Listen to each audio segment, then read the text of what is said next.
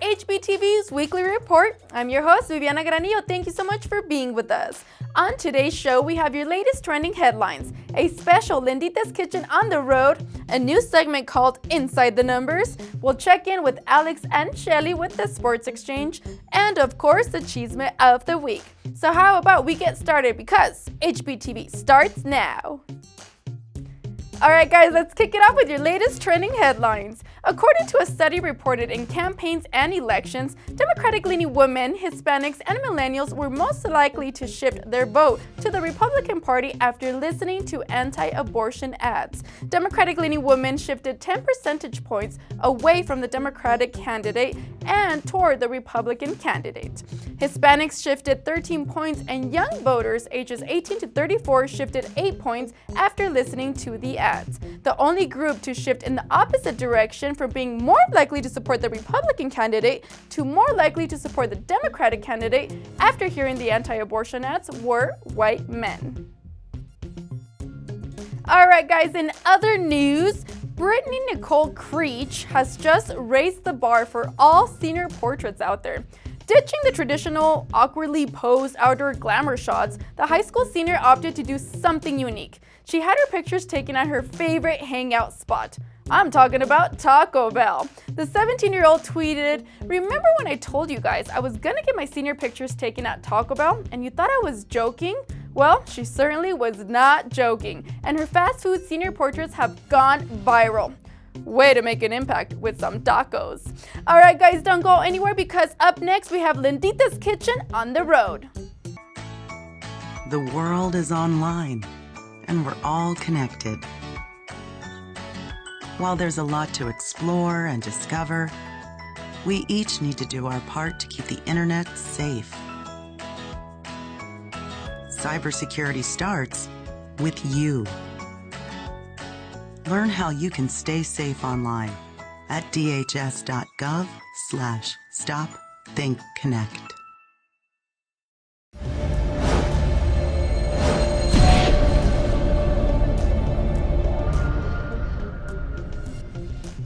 Hola, I'm Lindita, and welcome to Lindita's Kitchen. I'm on vacation this week, but I wanted to share a great community event Lindita's Salsa was part of this past week. Mis amigos were standing in for me. I heard it was a great time. Let's check it out. This is Alex Ramirez here, live at the Botanic Gardens for the 8th Annual Hispanic Chamber of Commerce of Metro Denver's annual festival, where there's tons of food, spirits, and great cocktails. Tons of providers and distributors from all over the state of Colorado having a good time at the 8th Annual Distribution of the Players. Thank you. It's an awesome day to be here and celebrate. Sabores is the premier event by the chamber every year, and I'm extremely happy and proud that this year I was named the 2015 Hispanic Businessman of the Year, and it was just an honor that tops all honors. I'm very, very proud of it. I'm here celebrating with all the people here. Talking about Blue Moon. It's our 20th anniversary. I launched Blue Moon back in 1995. Wow. And back then, craft beer was almost unheard of. Is that right? And I actually went to Belgium to get my PhD in brewing. Okay. I'm a beer doctor. So you're a brewmaster? Yes, I'm a brewmaster and a beer doctor. I'm one of about 5 people in the world that has a PhD in brewing from Belgium. So wow. So drinking beer and you know, taking it to a next level of education is just unbelievable how that works, right? That's right. And now you're reaping the benefits of that. 20 years. Talk about that for a second. That's got to be something that's exciting, right? It is, but it was a lot of hard work, because in the early days, you know, it's being an entrepreneur. It's really hard to get something up and going off the ground. It's a lot of hard work. It requires just hours and hours every day. But once you work hard, you see the fruits of your labor start to show up. And it took me about 6 years before Blue Moon really started to take off. Okay. But yeah, now it's the number one craft brand in the United States, and you see craft beer everywhere. I'm just a native here of Denver. I grew up in North Denver, and here we have me that started this brand that you can find all across the United States, as well as globally. I've launched it in England, Ireland, Australia, Japan, New Zealand. This year, I will travel down to Chile and launch it down there. So yeah, it's just a fun time. And I think the marketing behind the beer as well, with the orange peel on it when you get a draft, so it just adds a flavor to that, right? That's right. I created the orange slice garnish back in 1997, 2 years after I created the beer, and I did that in 97 when oranges weren't in bars. Bars didn't carry them, so I had to figure out a cheap way to get bars to carry our oranges. So I would go and schedule meetings with bartenders on a Monday morning, and I would take a bag of oranges with a cutting board and a knife, and I would show them how to garnish our beer. And I would give them a free bag of oranges, and then come back a week later, give them another free bag, and do it for about 5 weeks. And then all of a sudden I would just stop, and then they would call me and they'd say, "Keith, where's my free bag of oranges? I need them." And then it just took off from there, right? It took off from there, yeah. Hey, look, Keith, we're here with the founder of Blue Moon Brewery. Thank you for taking a couple minutes with us for Hispanic Business TV. We are excited to have you here, and hopefully we'll see you next year for the 9th annual Sabor with the Hispanic Chamber of Commerce. Thanks for your time. Thank you, and salud. Salud. Hi, my name is Bill Atencio. Today I'm representing Lindita Salsa. This is a revolutionary salsa that has no preservatives, no sodium. All you add is fresh or canned tomatoes. Today I'm going to show you how easy and quick it is to make this kind of salsa. All you do is get a package like this from King Soopers, Mexican spice aisles. You open the package, you pour it in your bowl, you get a fresh diced or canned tomatoes, you add it, and you stir it around like this.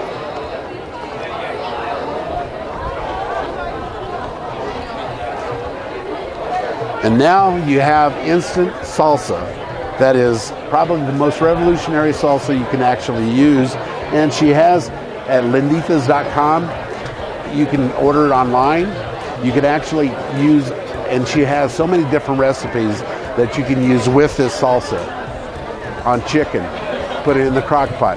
But anyway, come and support us because it is a Colorado product. Thank you so much. Now that looks like it was a great time. That's it for this week, and I'll see you next time. Adios, mi amigos. Only 10% of us get enough daily exercise. And that number is dropping. Nearly 30% of us are overweight or obese. As a result, we now have a shorter life expectancy than our parents. But give us the right start in sports, and we'll never stop. Learn how at activeforlife.ca.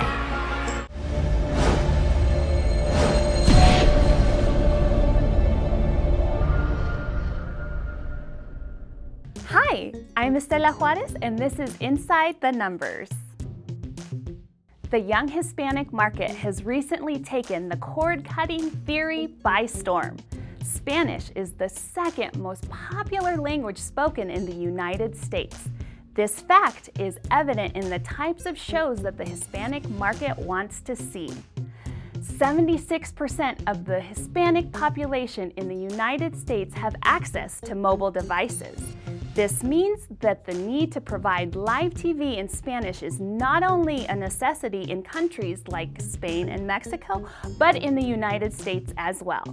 Gone are the days of translating marketing messages that pertain to the Spanish audience. They want to see it firsthand in their own language. In related news, the Hispanic population of the United States has been steadily growing over the last few years and is projected to keep growing rapidly. Studies indicate that U.S. Hispanic consumers spend more on a daily basis than do non-Hispanics.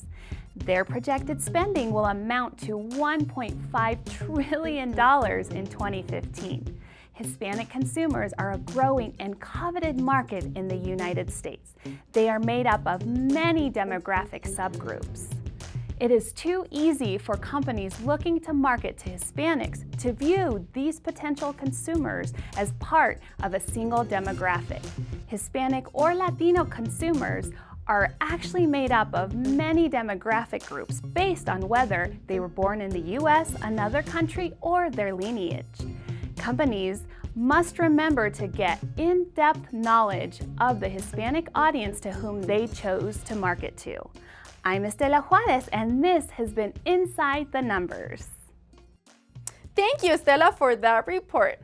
All right, guys, finally on your latest trending headlines, your music playlist might look a little like this. Perhaps a sprinkling of Oro Solido merengue mixed with the romantic Mexican band Camila, along with Drake and Ariana Grande. Maybe. About 36% of Hispanic adults are bilingual, according to Pew Research, giving them a chance to understand music in 2 languages. Just like we love listening to a bilingual, bicultural playlist, songwriters and musicians are increasingly blending their heritage into their distinctive new sounds. Take the group La Santa Cecilia. It's a group that is comprised of members who grew up bilingual and bicultural in a working-class immigrant background. They blend different genres of music such as boleros, cumbia, and bossa nova, and sing in Spanish and in English. In the US, the growing number of households blending languages and cultures is being reflected more and more by songwriters and musicians, and they are ending up on our playlist. All right, guys, up next with Sports Xchange, Alex and Shelley. Welcome back to another edition of the Sports Xchange. I'm Alex Ramirez with my co-host, Shelley Aragon. Thanks, Alex. Today, we'll be covering a wide variety of trending topics in the world of sports, NFL training camp, Pac-12 football, and much, much more. Great, let's get started, Shelley. The NFL lost a legend over the weekend. Pro Football Hall of Famer and veteran sports broadcaster Frank Gifford died Sunday morning at his home in Connecticut. Most middle-aged football fans might remember him best for being part of one of the most famous broadcasting teams in sports history. But long before that, he was one of the most versatile players the NFL has ever seen. Gifford played with the New York Giants his entire NFL career from 1952 to 1964. He had several visits to the Pro Bowl and was the league's MVP in 1956, leading his team to a championship before it was called the Super Bowl. Gifford was 84 years old. Also over the weekend, the Pro Football Hall of Fame welcomed 8 new members to Canton, Ohio. The enshrinees included Jerome Bettis, Tim Brown, Charles Haley, Bill Polian, Junior Seau, Will Shields, Mick Tingelhoff, and Ron Wolf. The most powerful speech of the night came from the late great Junior Seau's daughter, Sydney Seau. I think my father would be completely overwhelmed and honored to be inducted into a class with the most elite athletes and professionals. First and foremost, he would thank the 7 buddies out on stage with him tonight. I mean, I know this isn't my speech to give, this is his. He spent 20 years within the league and he deserves this moment. All I can do is humbly attempt to thank the people within his life and career that made this induction possible. And first and foremost, that's my Nana and Papa, my grandparents, his parents. They were everything to him. Yeah.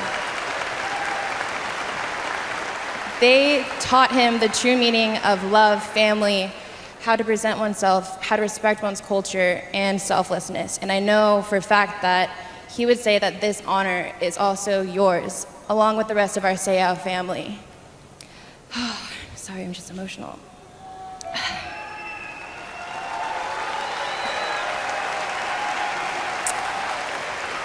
I know he would thank every team, teammate, fan, the community of San Diego, and the Chargers for the career of a lifetime. You guys are everything to him. Without you, he wouldn't have become the player that he was, and I thank you as well. He is the first Polynesian and Samoan to make it into the Pro Football Hall of Fame, and that is an accomplishment in itself. I know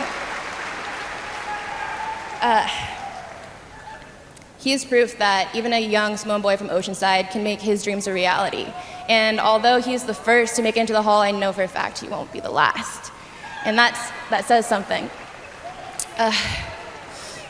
One of his biggest accomplishments in my mind was being able to give back to the community through the Junior Seau Foundation. That is where his true legacy lies, is in that foundation, and giving back to the community that gave him everything.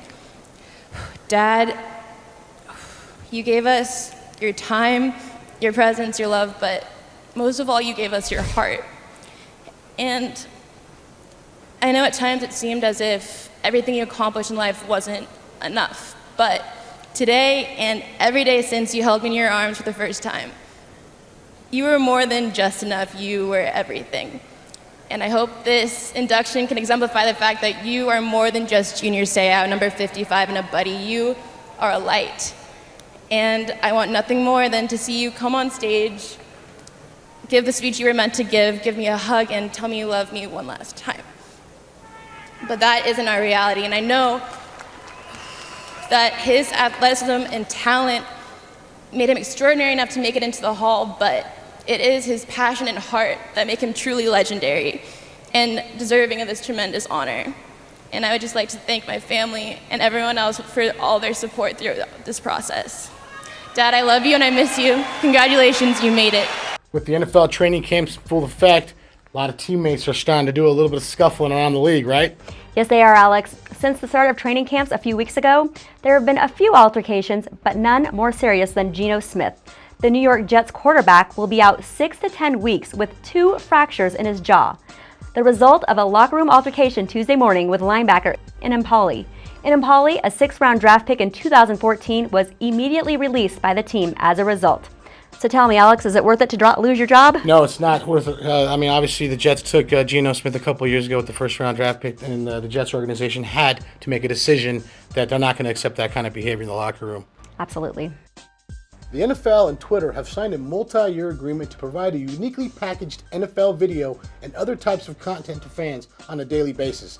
NFL and Twitter will offer brands the opportunity to present official NFL content created specifically for the Twitter platform. Twitter will funnel NFL-related tweets into the streams and its audience, giving higher profiles and greater preferences to these tweets. The NFL and Twitter had previously operated on 2 consecutive 1-year contracts. This new agreement broadens and expands the existing sharing agreement between the two. I cannot not talk about this next story. A daredevil British rope walker walked across 210 feet of slackline suspended between a pair of Canadian cliffs to beat the world record. Spencer Seabrook, whose feat was recorded on video and posted to YouTube by videographer Zachary Moxley, walked from one cliff to another without a leash or safety equipment to beat the free soloing record of 180 feet set in 2011 by Andy Lewis. The video shows Seabrook repeatedly lose his footing and catch the line with his arms to avoid falling to his death. Moxley said the feat was one of the most difficult things to watch, saying, "This had to be one of the most gut-wrenching things I've ever experienced in my whole life." Between operating the drone and watching him walk 951 feet above the Earth's floor, it was definitely something I have never experienced. And finally, as the NFL gets ready to kick off the 2015 season, so is college football. This week's tour around the Pac-12 takes us to Boulder, Colorado, and its 63rd annual Media Day. We had a chance to get to know third-year head coach Mike McIntyre and some of his players. We've had a good opening 3 days. We have our 4th practice today, and we've stayed healthy, which is good since we started. So we're excited about that.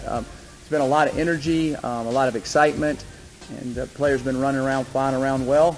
And so we've got, as a coach, the players count the 29 practices. As a coach, you wish you had 50 more. That's just the way coaching is. But we're improving, and I've been excited about what I've seen on the field so far. We put on shoulder pads yesterday. We have pads on again today. And then we have full pads Monday. So we've kind of gone from pajamas to shells to full pads is kind of what I call it. And they've been flying around doing well. It's been enjoyable. It's been good watching the offense improve from where they were last year at this point, which I thought they did well last year. We've got to keep improving there. Feel good about our line, feel good about all our skilled guys, and quarterbacks have been looking good. Defensively, it's been good having a lot of defensive linemen to be able to rotate in with good size and athleticism, so that's been good. Linebackers are running around, and our secondary, you can tell, since we had to play so many guys in the secondary last year, you can just tell the difference where they were this time the year before with the backups and everybody else. They've played enough. They feel the sense of urgency. They understand. They have a better feeling. They communicate better, and that's been exciting to watch. So far, our first few days, our kickers and our punters have been doing really well, and we'll see what happens when the A little bit more rush is coming at them, but they've really been punting it well and kicking it well, so that's been exciting. So we just got a lot of work to do yet left, and I'll take any questions at this time. I'm with walk-on Bradley Garcia from the University of Colorado, from Mullen High School, right? Yes, sir. Okay. Now, obviously, this season, you're coming into the season, and you're not sure if you might be a sophomore or probably a redshirt freshman, right? Probably a redshirt. Now, how has camp started for you this year? Well, this year I'm doing a lot of learning. It's taking a while to get through the playbook, and I'm learning all the different positions just so that I can get on the field as soon as possible. And so right now I'm just learning the playbook and going through different plays, and it's starting off really well. A lot of hard work, and it's my first fall camp, so I'm learning a lot from the older guys like Nelson, and it's going really well. As a little kid, I always watched college ball, and I did everything I did in high school just to make it here, really. And being able to play D1 Pac-12 football is really a dream come true. I've dreamt about it ever since I was a little kid, and wanted to play forever. So. Well, Bradley, good luck this season. Obviously, we're looking forward to having you on maybe more during the season, and good luck. Thank you. All right, Appreciate have a good Thank one. you. Okay.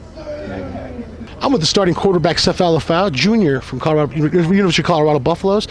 Safal, it's Media Day. We're less than 3 weeks away from kickoff. How you feeling? I'm feeling great. The guys are working hard right now, and fall camp is definitely treating us well, and we're just patiently waiting for the start of the season. Right. Obviously, last year was a little bit of a disappointment, 2-10 and 0-9 in conference play. But in a lot of those losses, you guys were in most of those games, and a couple of double overtime losses that I thought you guys totally had. This year, with the addition of 2 new coaches to the defensive staff, how do you think that's going to improve this season's outcome on some of these games that were a lot closer? I expect to win those games this year. I think we're a more mature group. We've been through all the situations now, and I think that we should be able to perform in the tight situations. Okay. Now, Safal, this season, obviously, you guys starting off in Hawaii, okay? And Coach McIntyre just mentioned that you guys are going to be going to Hawaii and going to see Pearl Harbor. How excited for you to go do that? Definitely excited. It's good to see a part of our history and kind of what it's all about, and especially to do it with the team. Sure. It can be definitely a bonding experience for us. Excellent. Well, there you go. Starting quarterback Safal Afau for the University of Colorado. Good luck this season, and we're pulling for you. Go Buffs. Yeah, thank you, guys. Go Buffs. I'm here with redshirt junior Diego Gonzalez, place kicker for the Colorado Buffaloes. Diego, welcome to Media Day. That means we're only 30 days away, maybe less, of the kickoff, right? Thank you very much. Yeah, we're really excited. The first game at Hawaii. Can't wait for that game. Right. I understand when you're in Hawaii, you guys are going to go take a visit out to Pearl Harbor. How exciting is that when you're out there? I didn't know that, but now that you mention it, it's pretty exciting. Well, Coach just mentioned in the press conference that he was going to schedule you guys to go out there for a little bit when you're in Hawaii. So that's outstanding news. Diego, hablas español, ¿verdad? Así es. ¿Eres de dónde? De Monterrey, México. De Monterrey, México. Entonces, ¿cuánto tiempo tienes aquí jugando con Colorado ahorita? En agosto, el 4 de agosto cumplí mi segundo año aquí en Colorado. Sí. Y estás en competencia este año para ser el pateador de los Buffaloes. ¿Y cómo va esa competencia ahorita? Bien, ahorita todos estamos pateando muy bien. Ahorita en Fall Camp estamos Chris Graham, Alex Kinney y yo compitiendo por la posición. Y el que mejor tenga desempeño es el que se va a quedar con la posición. I like that. His Spanish is amazing. His English is even better. And now you're a business management, right? Is that correct? Yes, sir. I'm in a lead school of business.